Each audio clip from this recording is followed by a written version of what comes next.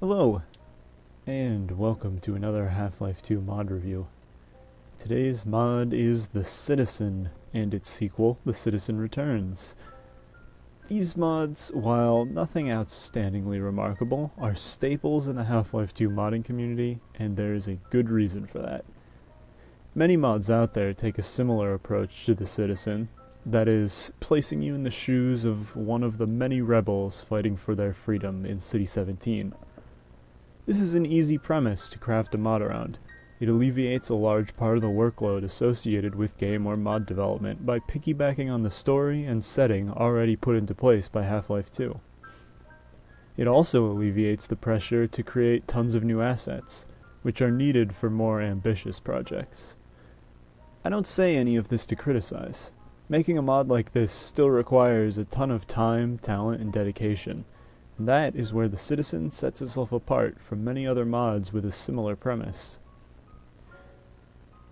It's obvious that the group of people responsible for this mod have a firm grasp on Half-Life 2 environments. In terms of gameplay, much of these mods feel very much like they were taken right out of the original game. Every new level matches the solid and engaging gameplay we know and love, with well-balanced combat broken up by lulls with a bit of puzzle solving. Aesthetically, this mod matches the City 17 we all know and love as well.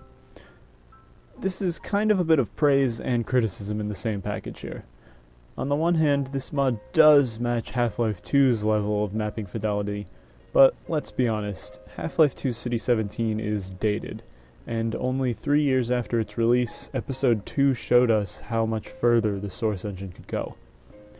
Though the original Citizen mod, only being released practically simultaneously with Episode 2, can get a pass on this criticism, The Citizen Returns fails to capitalize on the massive improvements which could be made to its level design appearance-wise with its 2014 release date.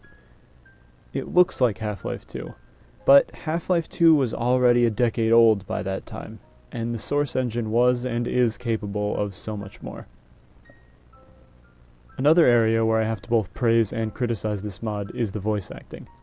Of course, finding talented voice actors is no easy task, and the fact that this mod has as many as it does, in and of itself, is an amazing feat. Most mods simply forego any additional speaking parts.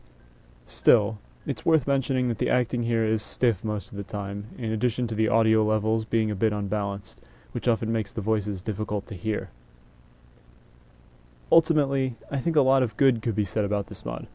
Compared to Half-Life 2, it does a great job capturing City 17, and the mod authors clearly had a good eye for what made the game so excellent. Compared to most mods of its type, it's one of the best. Though it falls short in making the most of the resources available, you can feel that a lot of passion was poured into the project. Passion born from love of the original game. If you're looking for a mod that doesn't try to do anything special, and just gives you a bit more of what Half-Life 2 had to offer, then The Citizen should be at the top of your list. That's all for this mod review. Like and subscribe for more. But in the meantime, this is where I get off.